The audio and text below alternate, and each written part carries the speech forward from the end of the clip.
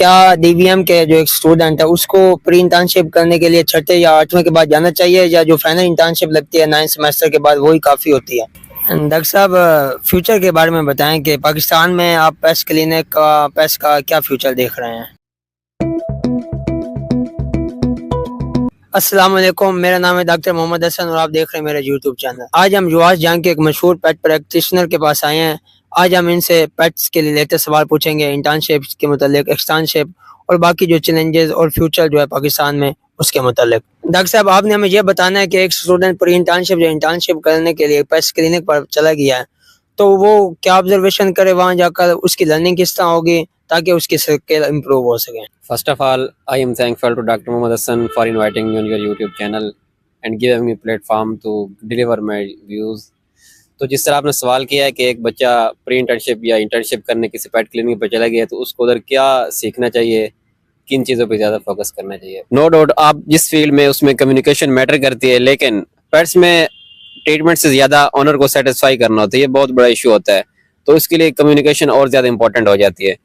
तो जो मेन चीज़ आपने ऑब्जर्व करनी या सीखनी वो ये है कि जब डॉक्टर साहब केस डील कर रहे हैं तो वो किस तरह कंसल्टेंसी देते हैं और किस तरह ऑनर को सेटिस्फाई करते हैं ट्रीटमेंट के बाद।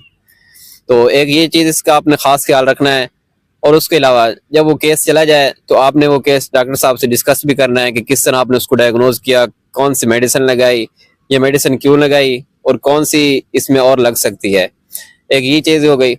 और उसके अलावा आप अगर किसी मॉडर्न पेट क्लिनिक पे चले गए हैं जिधर हर तरह की फैसिलिटीज़ मौजूद है, तो जो आजकल मॉडर्न डायग्नोस्टिक टूल यूज़ हो रहे हैं क्लिनिक्स पे, लाइक सीबीसी हो गया, केमिस्ट्री एनालाइजर हो गया, रेडियोग्राफी हो गया, अल्ट्रासोनोग्राफी, तो आपने इन चीज़ों को लाजमी फोकस करना है क्योंकि यही चीज़ें आपको पेट प्रैक्टिस में डिफ्रेंशिएट करनी है, एक आम प्रैक्टिशनर से और एक मॉडर्न प्रैक्टिशनर से। तो आपने इन चीज़ों को लाजमी गो थ्रू करना है कि सीबीसी सैंपल किस तरह लेना है, किस तरह रन करना है और उसके अलावा उसको इंटरप्रेट किस तरह करना है। लाइक सीबीसी आपने केमिस्ट्री एनालाइजर का वो सैंपल किस तरह लेना है और किस तरह उसको इंटरप्रेट करना है, रेडियोग्राफी वगैरह। तो आपने इन मॉडर्न टूल को लाजमी उधर सीखना है।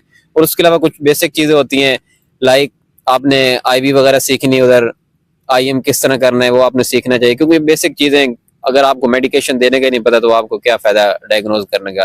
तो ये छोटी छोटी चीज़ें होती है जो कि इनिशियल स्टेप्स पे जब आप पहली दफ़ा क्लिनिक में जाते तो आपने इन चीज़ों को लाजमी सीखना है। और उसके अलावा जिस तरह डेयरी फार्म में मुख्तलिफ सेक्शन होते हैं, पेट क्लिनिक में भी सेक्शन होते हैं डिफरेंट के, जिस तरह पहले आपको बता दिया है मॉडर्न टूल।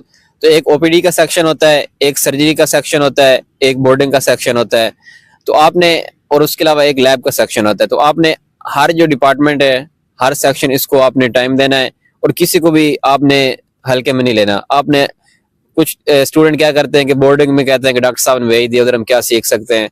तो आप स्टार्ट में सबसे ज़्यादा सीखते हैं बोर्डिंग में। आप पेट जो आया पड़ा बोर्डिंग पे, आप उसके बिहेवियर को मॉनिटर करें, उसका बिहेवियर किस तरह का है। उसके अलावा आप उसका टेम्परेचर, पल्स, तो मोस्टली वो आते हैं वायरल इन्फेक्शन में या उनको कोई डिजीज चल रही होती है। तो आप एक अच्छे से उसको रिलेट कर सकते हैं कि कौन कौन से साइन सिम्टम दे रहा है, वक्त के साथ साथ वो किस तरह अपना बिहेवियर चेंज कर रहा है। तो आपने बोर्डिंग में खास टाइम देना है। उसके अलावा सर्जरी सेक्शन में आ जाएं तो आपने इंस्ट्रूमेंट की स्टेरिलाइजेशन किस तरह करनी है, डॉक्टर को असिस्ट किस तरह करना है। और उसके अलावा इमरजेंसी कंडीशन हो जाती है सर्जरी में तो उसको किस तरह हैंडल करना है, ब्लीडिंग होगी उसको किस तरह हैंडल करना है। तो ये बेसिक स्टेप्स होते हैं जो आपने लाजमी सीखने हैं। कुछ क्या करते हैं, वो कहते हैं कि ये तो छोटी सी बात है, ये तो कर लूंगा, लेकिन जब वो टाइम आता है, जब वो खुद कर रहा होता है परफॉर्म, तो उस वक्त पता चलता है यार ये तो बहुत मुश्किल है। तो आपने किसी भी चीज़ को हल्के में नहीं लेना, सारी चीज़ों पे फोकस करना है। अच्छा डॉक्टर साहब, ये बताएं कि क्या डीवीएम के जो एक स्टूडेंट है उसको प्री इंटर्नशिप करने के लिए छठे या आठवें के बाद जाना चाहिए, या जो फाइनल इंटर्नशिप लगती है 9th सेमेस्टर के बाद वही काफ़ी होती है? कि डॉक्टर साहब जो आपने सवाल किया है कि छठे के बाद प्री इंटर्नशिप कर लेनी चाहिए या डायरेक्ट फाइनल में करनी चाहिए, तो ये है कि आप कितना सीखना चाहते हैं। अगर आप में पैशन बहुत ज़्यादा है, आप कहते हैं कि मैं अपना नाम कमाऊँ पेट्स में, तो 5वें सेमेस्टर के बाद मेजोरिटी जो मेजर सब्जेक्ट होते हैं वो हमने पढ़ लिए होते हैं, तो आपको इतनी हवा हो जाती है कि आप क्लिनिकल में आके परफॉर्म कर सकें और स्किल सीख सकें।